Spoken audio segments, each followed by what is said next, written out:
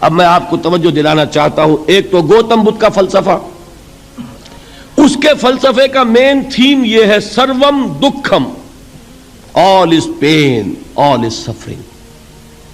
اور اس نے جو بھی اپنی محنت کی یہ تو اللہ ہی بہتر جانتا ہے کہ اسے بعد میں ملا کیا اور کیا نہیں ملا. ایک بات آپ سے عرض کر دوں، گوتم بدھ کے بارے میں ایک بہت جید عالم میرے نزدیک بر صغیر پاک و ہند کے علماء میں جو اس صدی کے علماء ہیں ان میں ان کا بہت اونچا مقام ہے، مولانا مناظر احسن گیلانی رحمۃ اللہ علیہ. گیلان قصبہ ہے ایک بہار کا، وہاں کے رہنے والے تھے. ان کی زندگی زیادہ گزری حیدرآباد دکن میں، عثمانیہ یونیورسٹی میں استاد رہے. انہوں نے گوتم بدھ کے بارے میں یہ لکھا ہے کہ میرا یہ گمان ہے کہ وہ بھی اللہ کے نبی تھے، اور اس کی دلیل دی ہے.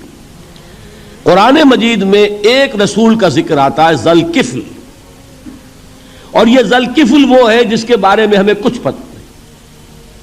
قرآن مجید میں بھی ایک جگہ ذکر آیا ہے. نمبر دو یہ کہ کسی حدیث میں اس کی کوئی ہمیں وضاحت نہیں ملتی، نہ حضور سے پوچھا گیا نہ حضور نے اس کی وضاحت فرمائی. اب یہ ذوالکفل ہے کون؟ تورات میں جو نبیوں کے نام آتے ہیں ان میں سے کسی نبی کا نام ذوالکفل کے آس پاس نہیں بنتا کہ یہ سمجھا جائے کہ یہ اس نام کی بگڑی ہوئی یا بدلی ہوئی شکل بن گئی ہے. تو انہوں نے جو کہا ہے وہ بات وزنی معلوم ہوتی ہے اس اعتبار سے کہ کپل وستو، کپل پے جو ہے وہ عربی میں ہے نہیں، وہ فے بنتی ہے.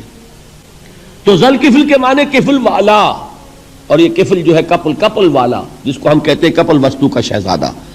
تو انہوں نے یہ کہا ہے کہ گوتم بدھ کے بارے میں یہ خیال، یہ میں عرض کر دوں کہ اس کو ہم یقین سے نہیں کہہ سکتے، یہ ان کا گمان ہے، خیال ہے، واللہ عالم کہیں گے ہم، لیکن امکان ضرور موجود ہے. قرآن کہتا ہے وَلِكُلِّ قَوْمٍ ہاد، ہم نے ہر قوم میں ہادی بھیجے.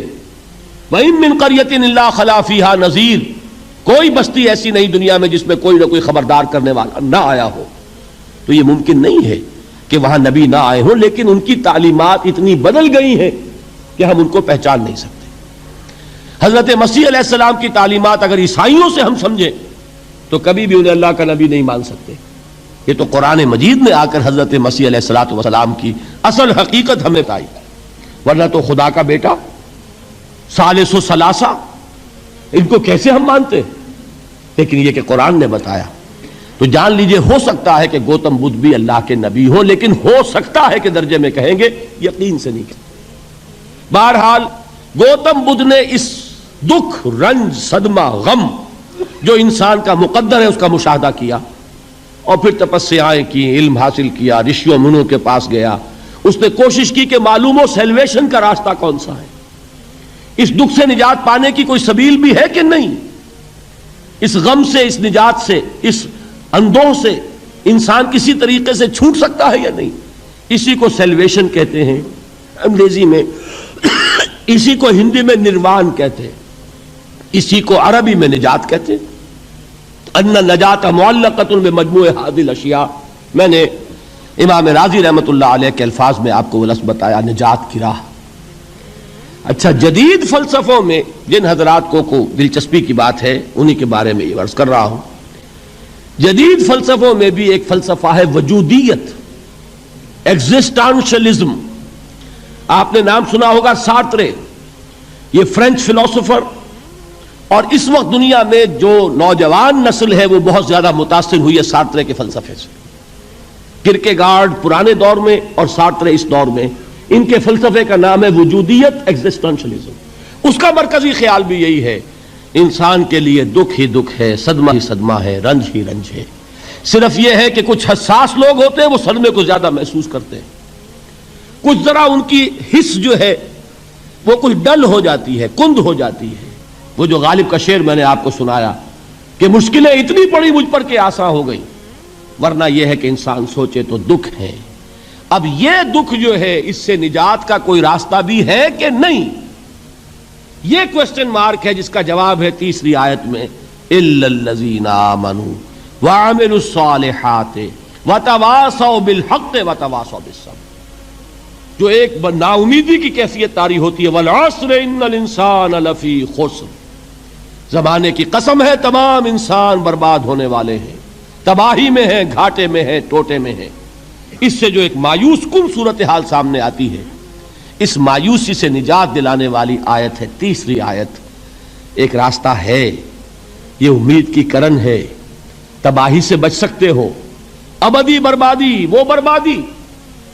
یہاں تو یہ ہے کہ ہم نے مشقتیں اٹھا لیں، فاقے جھیل لیے، تکلیفیں برداشت کر لیں، صدمے برداشت کر لیے، لیکن موت آئی، اس کا خاتمہ ہو گیا۔ لیکن اس کے بعد اگر خدا نہ خواستہ جہنم میں جھونک دیے گئے، وہ ابد الآباد تک کی، وہ ہمیشہ کی جلن۔ قرآن کہتا ہے کہ اگر ایک کھال جل جائے گی، جھلس جائے گی، اللہ اور کھال دے دے گا۔ دیکھیے یہ بھی جدید دور میں آپ کو معلوم ہوگا، بورس بکائی نے جو کتاب لکھی ہے دی فرینچ سرجن، اس نے ثابت کیا ہے کہ قرآن مجید نے جتنے نیچرل فینومینا کا حوالہ دیا ہے وہ بالکل سائنس کے مطابق ہے۔ آج ہمیں یہ معلوم ہے کہ حس جو ہے وہ صرف کھال میں ہوتی ہے، کھال حساس ہوتی ہے، کھال اتر جائے نیچے جو ہے گوشت جلے گا، آپ کو تکلیف نہیں ہوگی۔ معلوم قرآن نے کہا ہے کہ جب کھالیں ان کی جھلس جائیں گی، ہم نئی کھال دے دیں گے تاکہ وہ سوزش جو ہے، وہ جلن کا احساس برقرار رہے، وہ ختم ہونے نہ پائے۔ حالانکہ اس کی ضرورت نہیں ہے، اگر اندر کا گوشت بھی حس والا ہوتا تو پھر کھال دوبارہ عطا کرنے کی ضرورت نہیں ہے، گوشت جلے گا، اس سے بھی جلن کا اور سوزش کا احساس ہو جائے گا۔ لیکن قرآن کہتا ہے کہ نہیں، کلما نضجت جلودہم بدلنا لہم جلودا غیرہا، جب ان کی کھالیں جھلس جائیں گی، جل جائیں گی، ہم ان کی کھالیں بدل دیں گے تاکہ وہ سوزش برقرار رہے۔ ثم لا يموت فیہا ولا یحیا، پھر نہ وہ اس میں جی سکے گا نہ مر سکے گا، نہ زندوں میں ہوگا نہ مردوں میں ہوگا۔ موت کو پکارے گا، کاش کہ موت آ جائے جو مجھے اس مشقت سے اور مشکل سے چھٹکارا دلا دے۔ وہ موت جس سے اس وقت ہم بھاگتے ہیں، اگر خدا نہ خواستہ اس جہنم میں جھونکے گئے تو پھر موت کو پکاریں گے اور موت نہیں آئے گی۔ اس عذاب سے، اس ابدی ناکامی سے، اس خسران سے، اس ابدی ہلاکت سے بچنے کا کوئی راستہ ہے؟ وہ جو میدان حشر میں پکاریں گے لوگ، این المفر، کوئی جائے فرار ہے، کوئی جائے پناہ ہے؟ وہ جائے فرار، وہ جائے پناہ اس دنیا میں اللہ نے ہمیں عطا فرمائی، اسی کا نام صراط مستقیم ہے۔ الا الذین آمنوا وعملوا الصالحات وتواصوا بالحق وتواصوا بالصبر۔ ایک راستہ ہے، اس کے یہ چار نشان ہائے راہ ہیں، سنگ ہائے میل ہیں۔ پہلا ایمان، دوسرا عمل صالح، تیسرا تواصی بالحق، چوتھا تواصی بالصبر۔